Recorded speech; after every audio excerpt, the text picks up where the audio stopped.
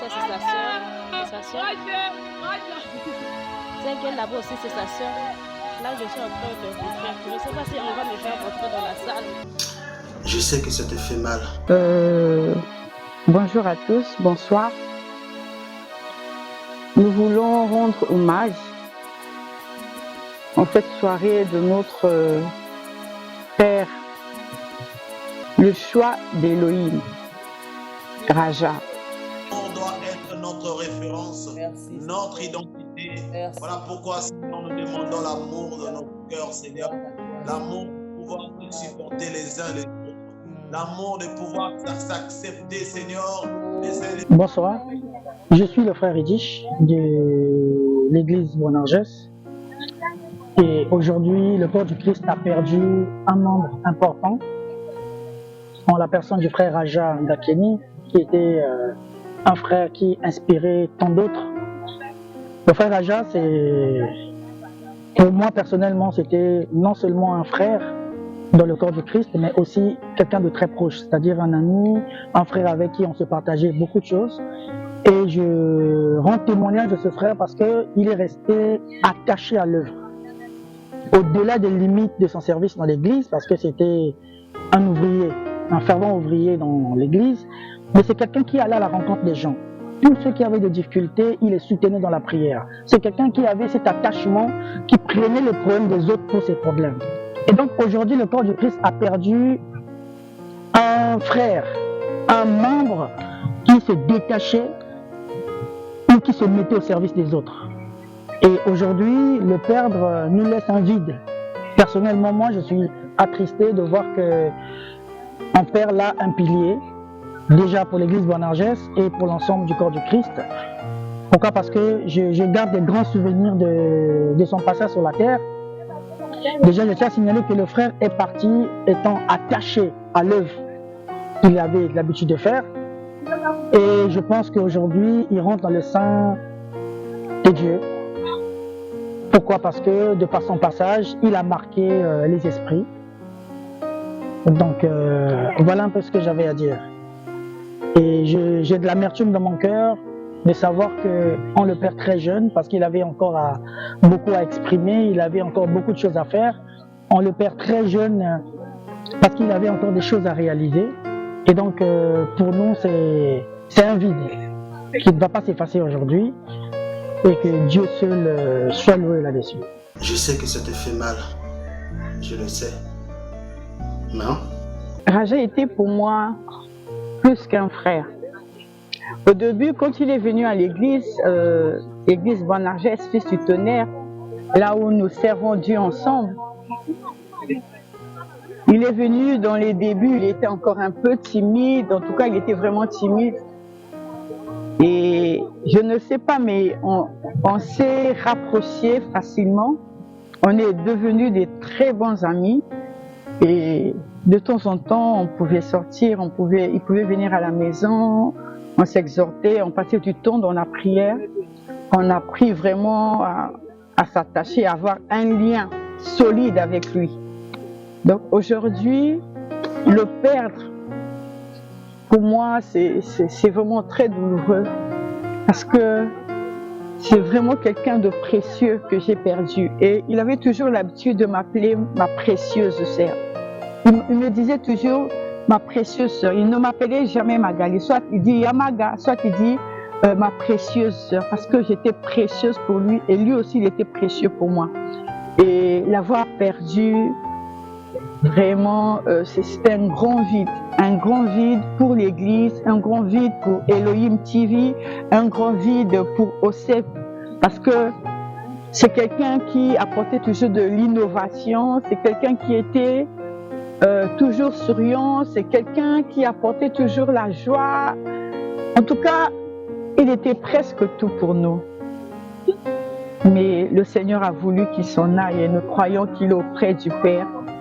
Il a combattu le bon combat de la foi, il a gardé la foi et nous croyons qu'il est auprès du Seigneur. Et nous bénissons Dieu pour cela. La Bible déclare que le Seigneur a donné, le Seigneur a repris. Que le nom de l'Éternel soit béni. Nous ne pouvons que le bénir pour cela et nous bénissons notre Dieu. Amen. degré ya jalousie na yo. Seigneur. Ah, c'est grave, hein? C'est grave. Raja nasali nini? Nasali yo nini Raja? Sina kokananga yo te. Tu me dis que non ça pourquoi?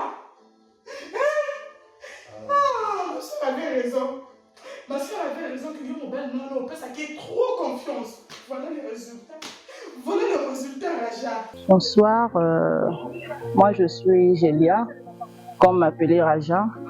Aujourd'hui, nous sommes là pour Raja parce que nous avons perdu une précieuse personne. Raja, c'était une personne merveilleuse, si je peux le dire.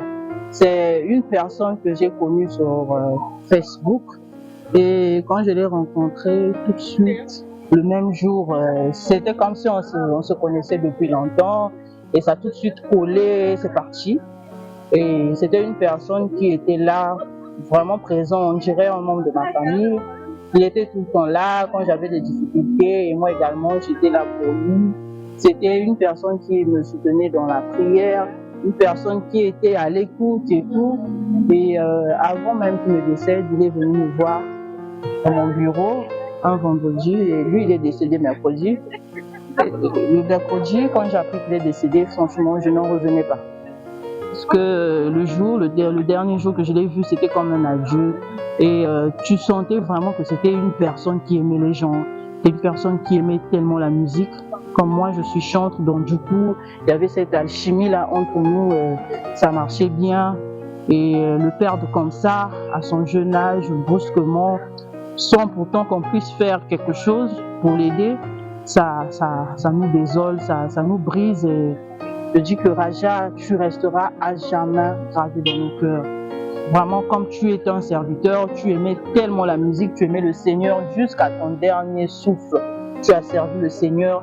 Vraiment, tu mérites qu'on te dise que ton âme repose en paix et on ne t'oubliera jamais. Tu dois te relever parce que la vie continue. Bonsoir, moi c'est la sœur Jolie. Oui, le frère Raja, il n'était pas seulement un frère pour moi, mais un ami, un grand frère. Vraiment te perdre mon témoignage dans la l'église, mais comme ce que Dieu a donné, Dieu a repris, mon lit, mon épée, manakina. Vraiment, nazala minga kolobate, mon lit, mon épée, manakina, mais article biso vide mon corps. Quand ça me monte à combler ce vide, on a ce qui est. Comment tu me passes? Ça fait tellement mal au cœur, je ne sais pas comment m'exprimer. On a perdu un membre tellement. Papa Raja était de beaucoup pour nous. Il m'appelait toujours ma précieuse sœur. Pour moi aujourd'hui je perds. Pour moi c'est un grand frère, un ami. Il était vraiment de beaucoup pour moi, vraiment de beaucoup. Il m'a beaucoup aidé, il m'a beaucoup soutenu. Vraiment ça me fait tellement mal de perdre une personne tellement chère. Comment que son âme repose en paix. Donc Raja c'était une personne polyvalente. Il maîtrisait beaucoup de choses. Mais la chose particulière qui intéressait beaucoup de gens, c'était son don, je peux dire le don de montage. Car Raja lui faisait des montages sur nos trucs de commerce, sur ce qui concernait l'église, les anniversaires. Il ne manquait jamais de faire un montage à pratiquement tout le monde, les personnes qui étaient proches de lui. Donc on n'oubliera jamais Raja parce qu'il a vraiment marqué. Même ses vidéos, ses propres montages qu'il a laissés, en voyant ça, on va toujours penser. Il a vraiment immortalisé son passage sur terre. On va toujours se souvenir de lui dans beaucoup de choses. Dans le Seigneur, maman honorable qui vous aime tant, j'ai un petit mot de réconfort, un petit mot pour la paix dans le cœur. Après cette lourde épreuve que nous avons perdu notre bien-aimé, l'adorateur Raja d'Elohim. Raja dort, Raja est dans le repos, Raja est dans la paix, parce qu'il a servi l'Éternel durant toute sa vie, jusqu'à son dernier souffle. L'homme a toujours un passé, l'homme a un présent, l'homme a aussi un futur. Quand on a servi le Seigneur à son vivant, on ne s'est pas attaché aux choses du monde. On a œuvré dans le Seigneur. Il y a une récompense. Il y a une récompense. Il nous a laissé les vidéos, il a laissé les affiches. Il y a beaucoup de choses qui parlent de lui, des cœurs qui sont ouverts, qui témoignent pour sa personne, qui regrette le fait qu'il soit parti si tôt. J'ai une pensée. Dans le livre des Psaumes 34, à partir du verset 20. Le malheur atteint souvent le juste, mais l'Éternel l'en délivre toujours. Le malheur atteint souvent le juste, mais l'Éternel l'en délivre toujours. L'Éternel délivre l'âme de ses serviteurs, et tous ceux qui l'ont pour refuge échappent au châtiment. Tous ceux qui l'ont pour refuge échappent au châtiment. Le malheur atteint souvent le juste, mais l'Éternel l'en délivre toujours. Vous me dites, maman honorable, il est décédé. L'Éternel a fait quoi? Maman honorable, il est parti. Qu'est-ce que l'Éternel a fait? Pourquoi ce mal, cette maladie l'a emporté jusqu'à la mort? Pourquoi? Il avait fait un AVC. Il s'en est sorti. Dieu lui a racheté encore quelques jours, quelques mois parmi nous. Il a encore fait beaucoup de choses pour le Seigneur. Il disait que non, là, Dieu m'a mis en retraite, une grande retraite, mettant en Kobima. Quand je vais commencer 2025, ça sera un canon. L'homme propose, Dieu dispose. Le malheur atteint souvent le juste, mais l'Éternel l'en délivre toujours.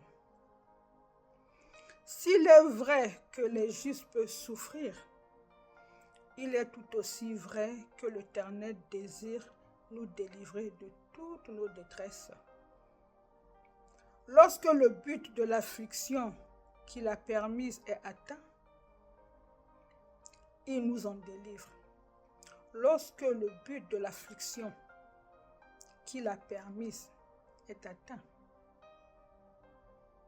lorsque le but de l'affliction que Dieu a permise est atteint,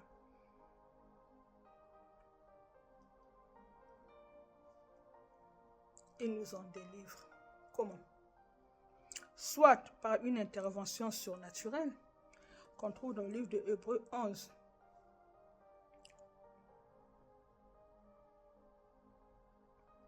Soit par une intervention surnaturelle. Piqué, il est guéri, Dieu a fait grâce. Ça nous a poussé à témoigner et tout ça là. On est dans la joie. Soit par une mort victorieuse et un départ pour la vie éternelle. Je vous invite à lire Hébreux 11, 35 à 37. Soit Dieu a beaucoup de façons d'agir. Il est souverain. Il peut délivrer. Il y a la résurrection. Il y a la guérison. Dieu fait toutes choses pour un but. Donc, dans le cas de notre frère, c'est le deuxième cas. C'est aussi une délivrance. Au lieu d'être là entre les mains des médecins qui vont tripoter, peut-être qu'après cette deuxième crise, il allait être peut-être handicapé, il allait peut-être déformé, il allait être peut-être avec une béquille ou bien dépendant des gens, on commence à le laver, on le fait manger ou comment. Dieu n'a pas permis cela. Il a dit non. Qui te voient seulement comme étant connu. Mais moi, je te prends avec moi. Peut-être que quand il était endormi, quand on était en train de le réanimer, Dieu lui a montré la gloire. Il faut aussi des gens pleurer tout autour. Dieu lui dit, tu veux retourner dans le monde? Il dit, non Seigneur, amène-moi avec toi. Je vais être dans la gloire. Je vais vivre avec toi. Je vais mériter la couronne et être à côté de toi. Il a choisi de partir. Et Dieu a validé. Donc on peut pleurer. C'est pourquoi dans sa dernière vidéo que j'ai beaucoup aimée, il dit que je sais que ça... C'est comme s'il préparait le cœur. Il dit, je sais que ça vous fera mal. La vie est toute courte. Choisis Jésus-Christ. Jésus-Christ est le salut, Jésus-Christ est la vie. Il a laissé les messages. Tous ces messages, quand tu réécoutes, tu dis que c'est comme s'il savait qu'il devait nous quitter bientôt. Il dit, je sais que ça te fera mal. Je sais que vous allez souffrir, vous allez pleurer, mais la vie continue. Et la vie doit continuer. Je pense que sa volonté n'est pas que nous puissions arrêter les émissions. Nous allons rebondir encore avec OCEP TV au cœur de l'évangile pur. Et bien aimé, j'ai remarqué que dans Elohim TV, il y en a qui commençaient déjà à sortir du groupe. Ah, le leader n'est plus là. On va encore voir quoi? On va seulement écouter les choses. Les gens vont peut-être dériver. Shalom, shalom à tous mes bien-aimés dans le Seigneur. Voilà, je me présente, je suis le prophète Karl Ovrey depuis la Belgique.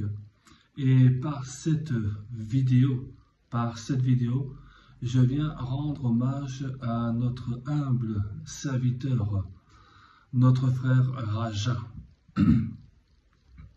J'aimerais rendre hommage à un serviteur fidèle de Dieu. Vraiment, c'était un fidèle serviteur de Dieu. Je peux le prouver, je peux le confirmer que c'était vraiment un serviteur fidèle de Dieu.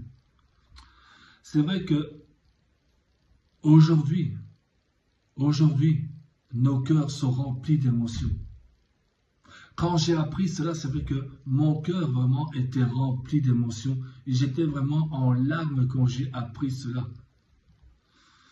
Donc, mon cœur était vraiment rempli d'émotions. Il était rempli de gratitude alors que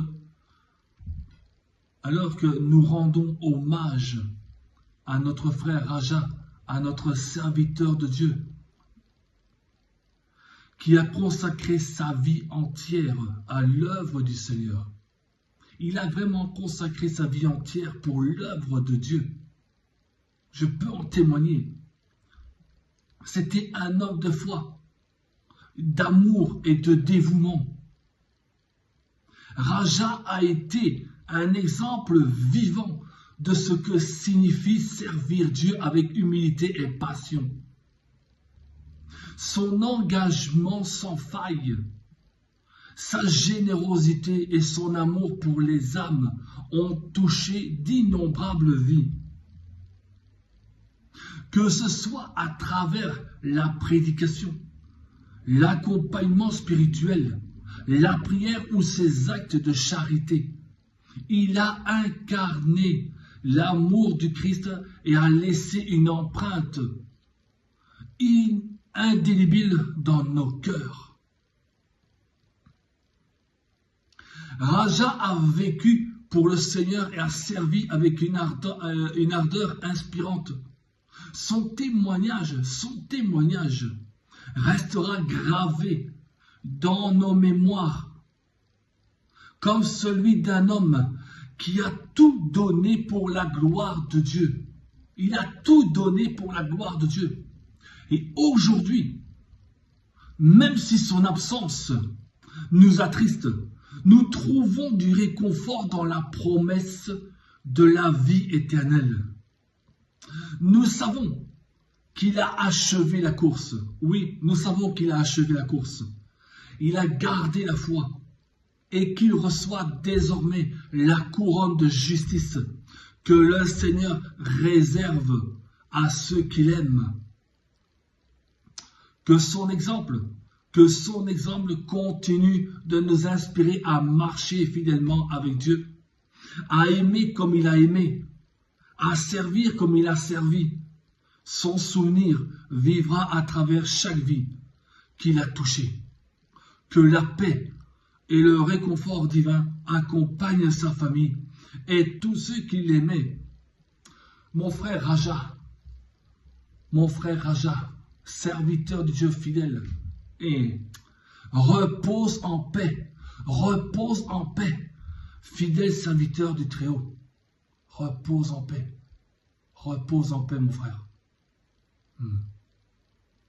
C'est votre humble serviteur, le prophète Karl depuis la Belgique. Shalom, shalom. Un fils de tonnerre s'en est allé. La séparation n'est pas facile. mais que toute la gloire revienne à notre Dieu.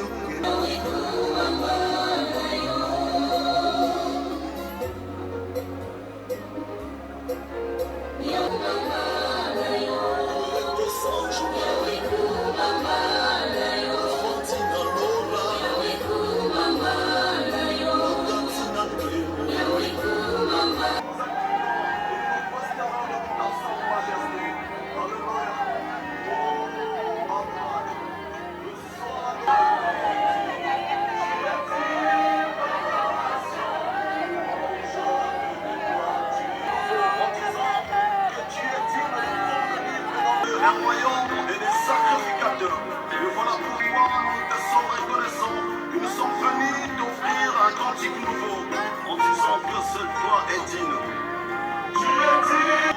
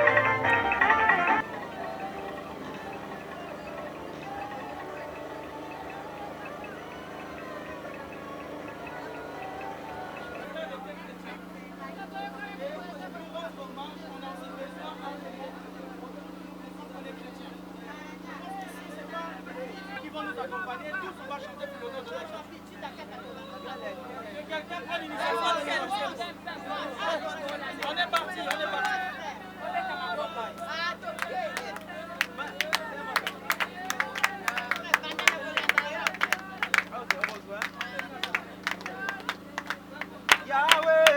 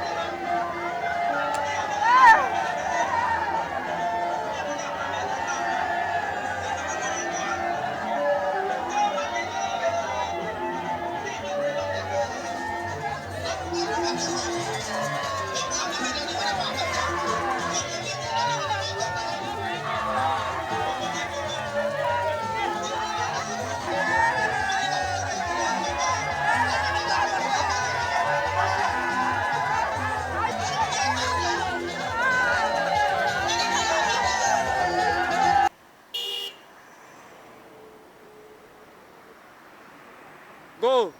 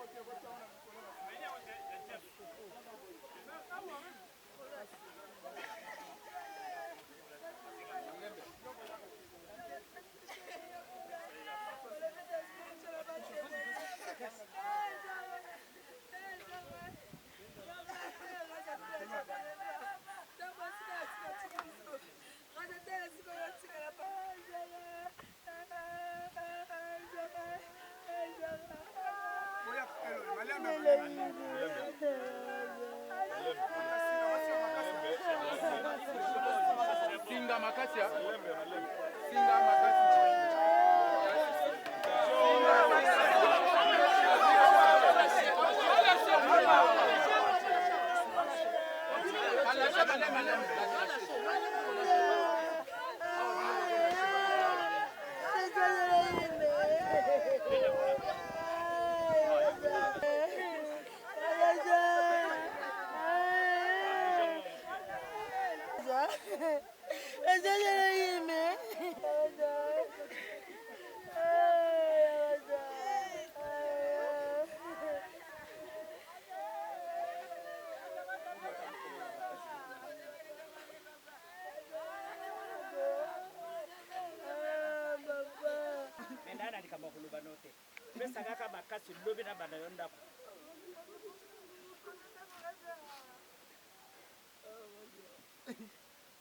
Chikinga mako raja kusenga june wana raja.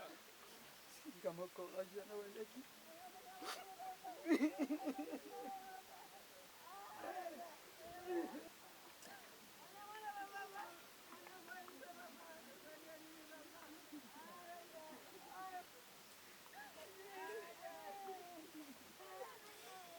On s'attendre que